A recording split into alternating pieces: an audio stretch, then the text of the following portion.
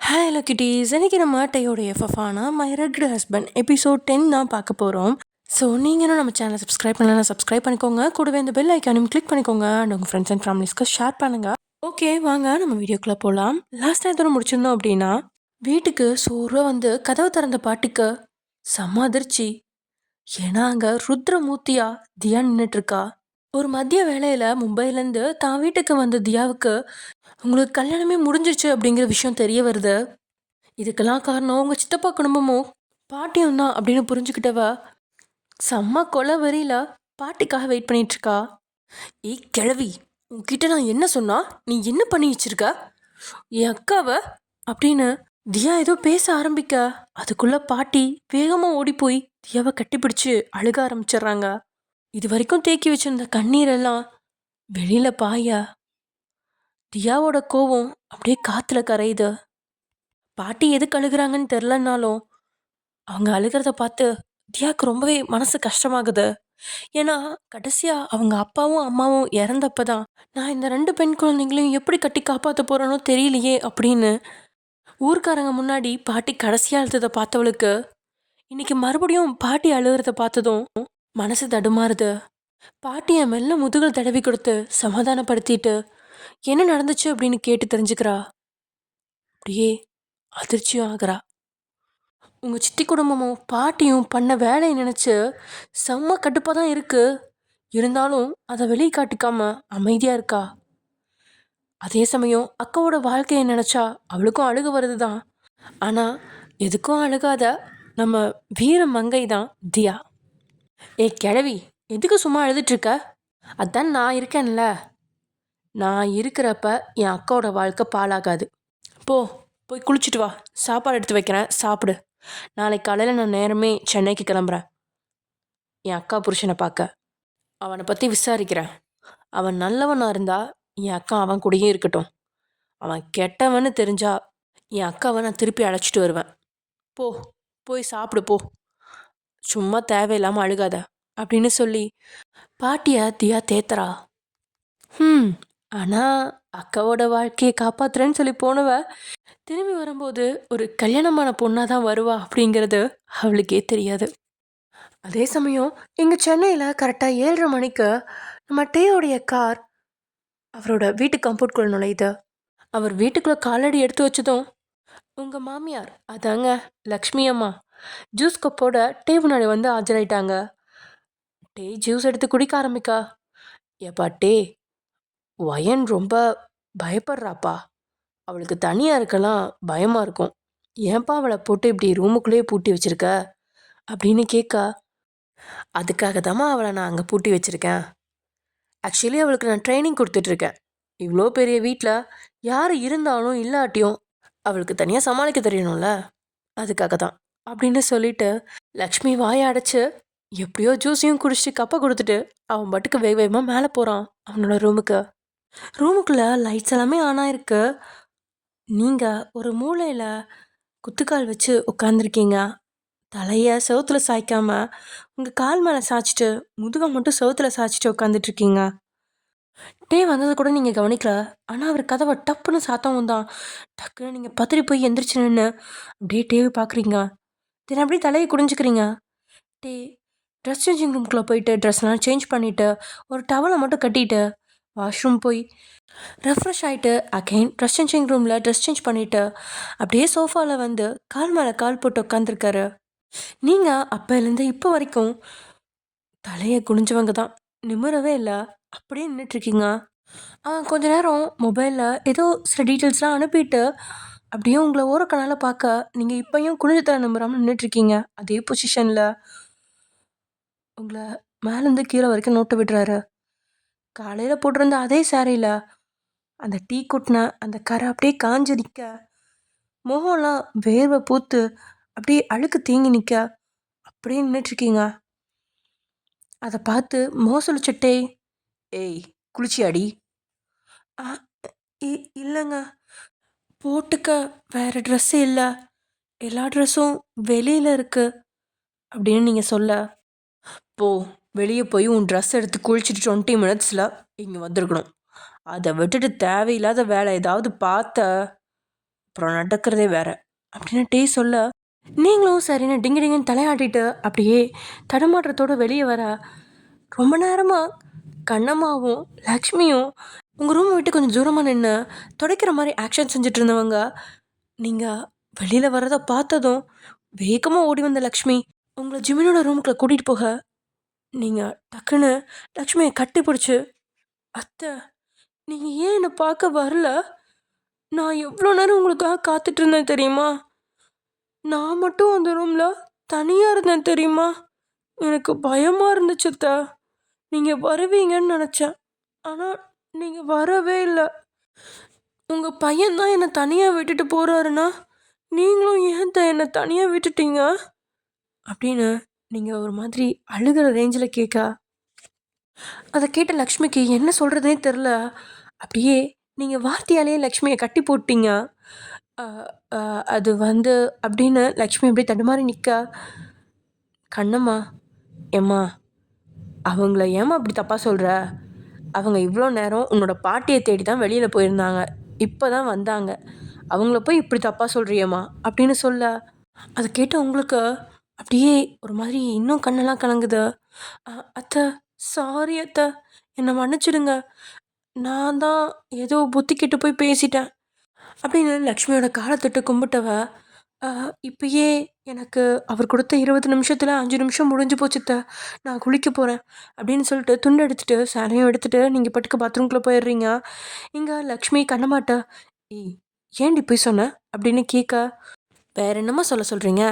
உன் புருஷன் உன்னை உள்ளே விட்டு வெளியில் பூட்டிகிட்டு போயிட்டாமா அப்படின்னு சொல்ல சொல்கிறீங்களா?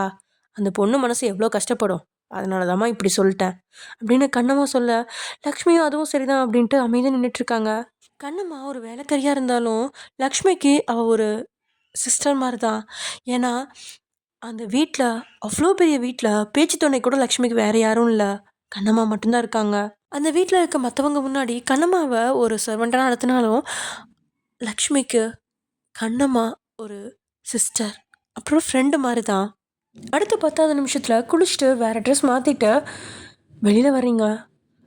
அத்தை நான் உங்ககிட்ட கேட்கணும்னு நினச்சேன், பாட்டி எங்கே இருக்காங்கன்னு உங்களுக்கு தெரிஞ்சிச்சா அப்படின்னு கேட்க, தெரிஞ்சிச்சுமா, பாட்டி உங்கள் வீட்டுக்கு தான் போயிருக்காங்க, அவங்க நல்லா இருக்காங்க, அதனால நீ இனிமேல் பாட்டி பற்றி கவலைப்படாதம்மா அப்படின்னு சொல்ல, சரி ஓகே அப்படின்னு நீங்களும் மனநிறைவாக நின்றுட்டுருக்கீங்க.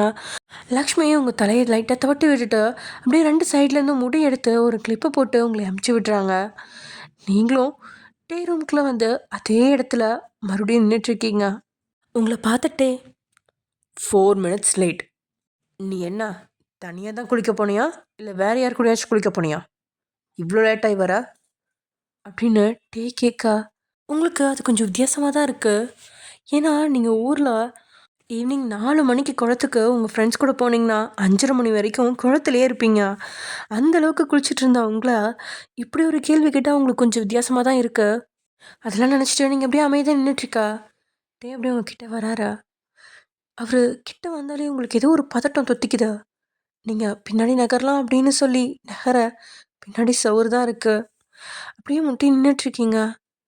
டே வந்து உங்களோட ஷோல்டரில் கையை போட நீங்கள் அப்படியே லைட்டாக உங்கள் ஷோல்டர் இறக்குறீங்க. டேயோட கை வலிக்கி அப்படியே கீழே விழுகுதா. இதுக்கு கோவப்படுவான் அப்படின்னு எதிர்பார்க்க டே அமைதியாக உங்களை ஒத்து பார்க்குறாரு. வியர்வை எதுவும் இல்லாத அழகான ஸ்பரிசம். சில நிமிடத்துலேயே அழகா புடவை கட்டி நேர்த்தியாக வந்திருக்கீங்க. எங்கேயுமே உங்களோட அங்கங்கள்லாம் தெரியாத அளவுக்கு அவ்வளோ நேர்த்தியாக சாரி கட்டியிருக்கீங்க. நீங்கள் இப்போ தான் குளிச்சுட்டு வந்தீங்க அப்படிங்கிறதுக்கு ஆதாரமாக உங்கள் தலை முடி நுனியிலேருந்து இப்போவோ அப்போவோன்னு விழுகிற மாதிரி சில துளிகள் நின்றுட்டுருக்கு. அதை பார்த்தவன் அப்படியே உங்களை பார்த்த, நேற்றுக்கு ஏதோ ஆசை கனவுன்னு சொன்னியே, அந்த மாதிரி ஆசை கனவுலாம் இன்றைக்கும் இருக்கா என்ன அப்படின்னு டே கேட்க, உங்களுக்கு பகீர்னு ஆயிடுச்சு. ஆட்டோமேட்டிக்காகவே உங்களோட வலது கை உங்களோட இடது நெஞ்ச பாதுகாக்கிற மாதிரி வந்து நிற்குது. என்ன கேட்டால் பதில் சொல்லாமல் நிற்கிற, ஆசை கனவு ஏதாவது இருக்குதா அப்படின்னு டே மறுபடியும் நக்கலாக கேட்க, கடவுளே இவர் என்ன விளையாடுறாரா இல்லை பைத்தியமா அப்படின்னு நினச்சிட்ருக்கீங்க. இருந்தாலும் படிக்கணுன்ற ஆசை உங்களோட நாடி நரம்பெல்லாம் ஊறி போய் கிடக்க உங்களோட வாய் தனிச்சியாவே எனக்கு படிக்க ஆசை அப்படின்னு சொல்லிட்டு இருக்கும்போதே கையை முறுக்கி உங்களை ஓங்கி குத்திட்டாரு. நீங்கள் உங்கள் கண்களை இருக்க மூடி ஆ அப்படின்னு கத்த சில செகண்ட்ஸ் அப்படியே கண்ணை மூடி உடலாம் நடுங்க அப்படியே நின்றுட்டுருக்கீங்க. கொஞ்ச நேரத்துக்கு அப்புறம் தான் உங்கள் மேலே அடி விழுகலை அப்படிங்கிறத உணர்ந்து கண்ணை திறந்து பார்க்குறீங்க. டேயோட கை உங்கள் தலைக்கு பக்கத்தில் குத்தி இருக்கு செவுத்துல. அந்த பதட்டமே உங்களை விட்டு இன்னும் விலகாமல் இருக்க ஏதோ படிக்கணும்னு சொன்ன மாதிரி இருந்துச்சு. என்ன விஷயம் ஒயன் அப்படின்னு அகைன் கேட்க அவன் செவுத்துல குத்துனதுக்கே ஏதோ தாமாலே குத்துன மாதிரி பதறி துடிச்சிங்க. இன்னொரு முறை அந்த பதட்டத்தெல்லாம் உங்களால் தாங்கிக்க முடியாது. அதனால அப்படியே எதிர் திசையை பார்த்து நீங்கள் ஆசை எதுவும் இல்லை அப்படிங்கிற மாதிரி தலையை மட்டும் அசைக்கிறீங்க எப்பயும் போல். Very good. நான் எப்போ கேட்டாலும் நீ இந்த மாதிரி தான் பதில் சொல்லணும், சரியா? அதை விட்டுட்டு எனக்கு டென்ஷன் ஏற்றுற மாதிரி பதில் சொல்லக்கூடாது, ஓகேவா? அப்படின்னு அவன் கேட்க நீங்களும் ஆமாம் அப்படின்னு தலையாட்ட உங்களோட இடது கையை பிடிக்கிறான். அவன் கை உங்களை தொட்டதுனால செலுத்துச்சா இல்லை கணவரோட தொடுகையால் செலுத்துச்சா அப்படின்னு தெரியாமல் நீங்கள் நின்றுட்டுருக்க உங்களோட கையை பிடிச்சி அப்படியே வலது பக்கம் நெஞ்சு கொண்டு வந்து வச்சு எப்போவுமே ப்ரொடெக்ஷனாக ஒரு பக்கம் மட்டும் இல்லை 2 பக்கமும் கொடுக்கணும். ஏன்னா எதிரி எந்த பக்கம் வேணாலும் அட்டாக் பண்ணுவான் அப்படின்னு அவன் சொல்ல நீங்கள் அப்படியே அவனை நிமிர்ந்து பார்க்குறீங்க. அவனோட பார்வை என்னவோ உங்களை மேய்ஞ்சிட்ருக்க மாதிரி தான் இருக்கு. ஆனால் அந்த பார்வையில் ஒரு நொடி தடுமாற்றம் உங்களோட இதயத்தை பற்றி கொள்ள டக்குன்னு உங்களோட கழுத்து வளைவில் முகத்தை புதைக்கிறாரு. இது ஆசையா, அனுபவிக்கிற நேரமா, இல்லை அவஸ்தையில் துடிக்கிற நேரமா அப்படின்னு தெரியாமல் தவிச்ச உங்களுக்கு விலகி ஓடிடலாம் அப்படின்னு தோணுது. ஆனால் அதே சமயம் கணவரோட அந்த அரவணைப்பு உங்களுக்கு தேவைன்னு தோணுது. அதனால அப்படி சிலையாக நின்றுட்டுருக்கீங்க. உங்களோட அரவணைப்புலேருந்து திடீர்னு விலகினவன் உங்கள் முகத்தாடியை அழுத்தி பிடிச்சு ஏய் எந்த சோப்படி தேய்ச்சி குளிச்சா அப்படின்னு கேட்க அது ரேஷன் கடை சோப்பு அப்படின்னு நீங்கள் சொல்ல டேயோட முகம் அருவருப்பாக மாறுது. அப்படியே உங்கள் மேலே இந்த கையை எடுத்தவன் ஹவு டேர் யூ, உனக்கு ஹைஜீனிக்னா என்னன்னு தெரியுமா? இப்படி தான் கண்ட சோப்பை போட்டு குளிப்பியா? உனக்கு மேக்கப் சென்ஸ் தான் இல்லைன்னு பார்த்தா கொஞ்சம் கூட ஹைஜீனிக் சென்ஸ் கூட இல்லை. உனக்கு ஒரு 10 நிமிஷம் டைம் தரேன். வேகமாக போய் கண்ணு மாட்ட புது சோப்பை வாங்கி குளிச்சுட்டு வர. நீ எத்தனை நிமிஷம் லேட் பண்ணுறியோ அவ்வளோ மணி நேரம் உன்னை பாத்ரூமில் போட்டு குளிப்பாட்ட வைப்பேன் அப்படின்னு சொன்ன அடுத்த செகண்ட் உங்களோட கால்கள் தானாகவே அங்கேருந்து ஓட்டம் எடுக்க ஆரம்பிக்குது. அட பாவிட்டே, நீ டைம் போட்டு வாழு இல்லை கேலண்டர் போட்டு வாழு, அது உன் லைஃப். ஆனால் ஒயனையும் ஏன்டா உனக்கேற்ற மாதிரி இருக்கணும்னு டார்ச்சர் பண்ணுற? நீங்கள் ஓடி போகிறத பார்த்துட்டு அப்படியே சோஃபாவில் உட்காடுறான். உங்களோட பதட்டத்தையும் உங்களோட தடுமாற்றத்தையும் பார்த்து அவருக்கே மனசு தடுமாறுது தான். இருந்தாலும் மனசை கட்டுப்பாட்டில் வைக்கணும் அப்படின்னு சொல்லி அவருக்கு அவரே வேலி போட்டுட்டு உட்காந்துருக்காரு. இங்கே வேகமாக ஜிமின் ரூம்குள்ளே ஓடி வந்த நீங்கள் அங்கே கண்ணம்மாவும் லக்ஷ்மியும் பேசிகிட்டு இருக்கிறாங்க. அதை பார்த்த உடனே டக்குன்னு ட்ரெஸ் எல்லாம் தாறுமாறாக கழட்டி போட்டு சீக்கிரமாக எனக்கு ஒரு நல்ல சோப் கொண்டு வாங்க அப்படின்னு சொல்லிட்டு பாத்ரூம்குள்ளே போய் பூட்டிக்கிறீங்க. லக்ஷ்மிக்கு ஒன்றுமே புரியல, ஆனால் கண்ணம்மாக்கு புரிஞ்சிருச்சு. வேகமாக ஓடி போய் ஒரு சோப் எடுத்துகிட்டு வந்து உங்ககிட்ட கதவை தட்டி கொடுக்குறாங்க.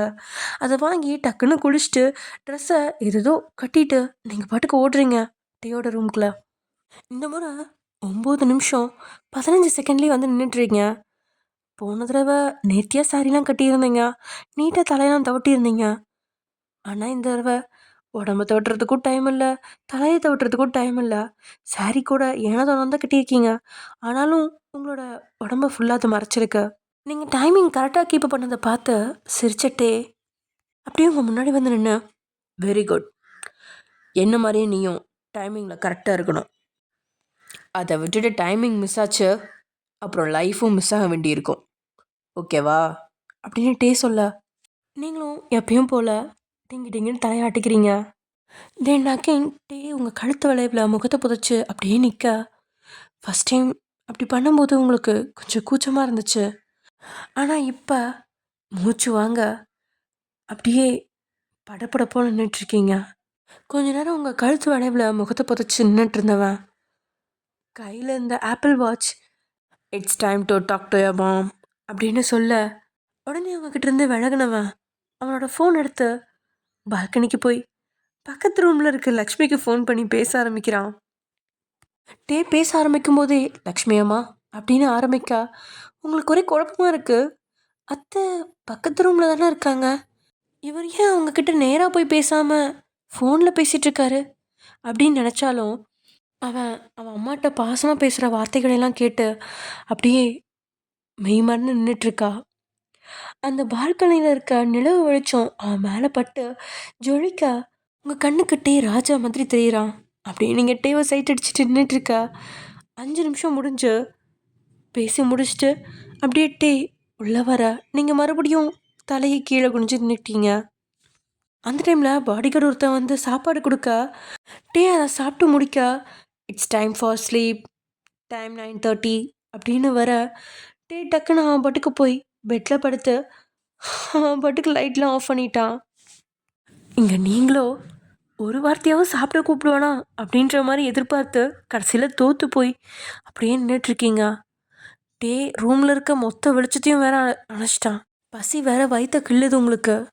அப்படியே நிலவு வெளிச்சத்தில் லைட்டாக வெளிச்சம் வர அந்த தட்டை லேசாக எடுத்துகிட்டு போய் அதை திறந்து பார்க்க உள்ளே வெறும் ஆப்பிள், ஆரஞ்சு, திராட்சைன்னு தான் பழங்களையாக கட் பண்ணி வச்சுருக்காங்க. அதை பார்த்த உங்களுக்கு முகம் சொலிச்சாலும் வேறு வழி இல்லை அப்படின்றதுனால அதையும் சாப்பிட்டுட்டு அப்படியே அங்கேயே கீழே படுத்து தூங்க ஆரம்பிக்கிறீங்க. காலையில் ஏசி ரூம் வேற, அதுலேயும் பால்கனிலேருந்து வர காற்று விசு விசுன்னு வர கீழே டைல்ஸோட குளிர்லையும் ஏசி ரூமோட குளிர்லையும் அப்படியே உங்கள் முந்தானை எடுத்து ஃபுல்லாக பூத்திட்டு படுத்திருக்கீங்க ஒரு மூலையில் குறுக்கி. அப்போ உங்கள் மேலே ஒரு பக்கெட் ஐஸ் தண்ணி வந்து விழுகுது. அலறி அடித்து நீங்கள் எந்திரிக்க உங்களுக்கு முன்னாடி அதிர்ச்சி தர மாதிரி ஒரு கையில் பக்கெட்டோட ஒரு பக்கம் கோவத்தோடு நின்றுட்டுருக்காரு. அப்படியே மின்னல் வேகத்தில் எழுந்து நிற்கிறீங்க. உங்களை ஒரு மார்க்கமாக மேலேருந்து கீழே வரைக்கும் பார்க்குறாரு. தண்ணி கொட்டினதில் உங்களோட சாரீ ஃபுல்லாக நனைஞ்சு உங்களோட இடுப்புலேருந்து தொப்புள் வரைக்கும் கண்ணாடி மாதிரி அப்படியே வெளியில் தெரியுது. அதை தாறுமாறாக மறைக்கிறேன்னு அங்கங்கே கை வச்சு மறைச்சபடியே ஏதாவது வேணுமா அப்படின்னு கேட்டா எல்லாத்தையும் தந்துடுவியா அப்படின்னு கண்களாலேயே உங்களை மேய்ஞ்ச மாதிரி கேட்க இவர் என்ன இப்படி பார்க்குறாரு? நான் டீ ஏதாவது போட்டு தட்டுமான்னு தானே கேட்டேன், இவர் ஏதோ டபுள் மீனிங்கில் பேசுகிறாரு அப்படின்னு நினச்சிட்டேன். நீங்கள் இல்லை அப்படிங்கிற மாதிரி வேகமாக தலையாட்டா இவ்வளோ ஃபாஸ்ட்டாக தலையாட்டுற அப்படின்னு கேட்கா அந்த தலையாட்டலும் டக்குன்னு நின்றுச்சு. இது என்ன உங்கள் அப்பா வேண்டி நினச்சிட்ருக்கியா? விடிஞ்சதுக்கப்புறமா இன்னும் தூங்கிட்டு இருக்க? போய் காஃபி போட்டு 6:45க்கு கரெக்டாக எனக்கு கொண்டு வா அப்படின்னு சொல்லி கதவை திறந்து விட நீங்களும் சரின்னு தலையாட்டிட்டு ரூம்லேருந்து வெளியில் வர்றீங்க. ஜிமின் ரூம்குள்ளே போன நீங்கள் காலை குளிர்னு கூட பார்க்காம அப்படியே அந்த பச்சை தண்ணியிலே குளிச்சு முடிச்சு ரெடியாகி கீழே வரீங்க. அந்த மாடிப்படியில் இறங்க ஸ்ட்ரைட்டாக ஹாலுக்கு தான் வருது. அதுவே ஏதோ திருமண மண்டபம் மாதிரி இருக்கு. அப்பா, என் புருஷனா இவ்வளோ பெரிய வீடு கட்டினாரு அப்படின்னு அப்படியே சுற்றி முற்றி பார்த்து பிரமிச்சிட்டே ஏதோ திருவிழா காண போனதை குழந்த மாதிரி சுற்றி முற்றி பார்த்துட்டே வரீங்க. அப்போ யார் மேலேயும் மோதி நிற்கிறீங்க. அது வேற யாரும் இல்லை, லக்ஷ்மியோட கணவன் ரகுநாதன் தான். நீங்கள் பெரிய மனுஷன் அப்படிங்கிறனால மன்னிச்சிடுங்க, நான் தெரியாமல் மோதிட்டேன் அப்படின்னு சொல்ல அவன் அப்படியே கோவமாக நின்றுட்டுருக்கான். உடனே அங்கே வந்து லக்ஷ்மி, அம்மா இது ஜிமினோட அப்பா, என்னோட ஹஸ்பண்ட், உனக்கு மாமா, காலில் வந்து ஆசீர்வாதம் வாங்கிக்கோ அப்படின்னு சொல்ல நீங்களும் காலில் விழுந்து எந்திரிக்கா சுத்தமாக கண்டுக்காம அவர் பாட்டுக்கு மேலே ஏறி போகிறாரு. அதை பார்த்தா நீங்கள் காலையிலேயே அவமானப்பட்டாச்சு அப்படின்ற மாதிரி நின்றுட்டுருக்கீங்க. அதை கண்டுக்காத லக்ஷ்மி, உனக்கு என்னம்மா வேணும், எதுக்கு இங்கே வந்தா அப்படின்னு கேட்கா. அத்தை, அவர் டீ கொண்டு வர சொன்னார் அப்படின்னு நீங்கள் சொல்ல இதோ இருமா அப்படின்னு உங்களை கடகடன்னு இழுத்துட்டு சமையல் அறைக்குள்ளே போகிறாங்க. அங்கே போன நீங்கள் அப்படியே அதை பார்த்து வாயடிச்சு போகிறீங்க. ஏன்னா அந்த கிச்சன் அவ்வளோ சுத்தமாக இருக்குது, அவ்வளோ க்ளீனாக இருக்குது. நீங்கள் உங்கள் பாட்டி வீட்டில் விறகடுப்பில் தான் சமைப்பீங்க. ஆனால் இங்கே அப்படி இல்லை. கேஸ் அடுப்பு, அப்புறம் கபோர்டுன்னு இருக்குது. தேவையில்லாத பொருள் எல்லாமே கபோர்டுக்குள்ளே இருக்குது. அப்படியே கிச்சன் நீட் அண்ட் க்ளீனாக இருக்குது. அதை பார்த்து வாயை பிளக்குறீங்க. ஆனால் இந்த கிச்சனே வெறுக்கிற அளவுக்கு இன்னும் கொஞ்ச நாளில் நீங்கள் ஆக போகிறீங்கிறது உங்களுக்கே தெரியல. நீயே உன் கையால் காஃபி போட்டு டீ கொண்டு போய் கொடுமா அப்படின்னு லக்ஷ்மி சொல்ல, நீங்களும் சரின்னு தலையாட்டிட்டு ஆசையாக உங்கள் கணவருக்காக டீ போட ஆரம்பிக்கிறீங்க. தென் அப்படியே டீயை கொண்டுட்டு டீயோட ரூமுக்கு வர, டீயும் அப்போ தான் ரெஃப்ரெஷ் ஆகிட்டு வந்து சோஃபாவில் உட்காரான். நீங்கள் கொண்டு போய் ஆசையாக டீயை நீட்டி, என்னங்க டீ குடிங்க அப்படின்னு கொடுக்க, டீயும் அதை வாங்கி வாயில் வைக்கிறதுக்கு முன்னாடியிலேருந்தே நீங்கள் அப்படியே ஆவலாக டீயோட ஃபீட்பேக்கை எதிர்பார்த்து காத்துட்ருக்கீங்க. டீ ஒரு மடக்கு குடித்த வேகத்தில் எழுந்து நின்று, இந்த டீயை நீ தான் போட்டியா அப்படின்னு கேட்க, ஆமான்னு நீங்களும் தலையாட்ட, அப்படியே என் கையில் அந்த டீயை உங்கள் தலையில் கவுத்த டீயை ஃபுல்லாக உங்கள் தலையில் ஊற்றிடுறான். சூடான டீ உங்கள் தலையில் ஊற்றினா எப்படி இருக்கும்? நீங்கள் அப்படியே ஒரு செகண்ட் துள்ளி குதிச்சு, ஆஹா வலிக்குது அப்படின்னு கத்துறீங்க. ச்சே, என்ன அவன் இவ்வளோ அரக்கத்தனமாக இருக்கான்? டீயை போய் உங்கள் மேலே கொட்டிட்டான். அதை வாயிலெல்லாம் சொல்லக்கூடாதா? நீங்கள் சாதாரணமாகவே டீ நல்லா தான் போடுவீங்க. ஆனால் டீ ஏன் இப்படி பண்ணாருன்னு உங்களுக்கு ஒன்றுமே புரியல. என்ன சொல்கிறதுன்னு புரியல.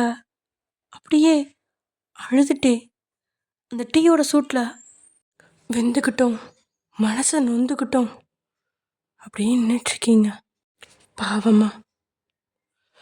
ஓகே ஃப்ரெண்ட்ஸ், இதோட இந்த எபிசோட முடிச்சுக்கலாம். நெக்ஸ்ட் எபிசோட என்ன நடக்க போகுது அப்படிங்கிறத நெக்ஸ்ட் எபிசோடில் பார்க்கலாம். ஓகே, பாய்.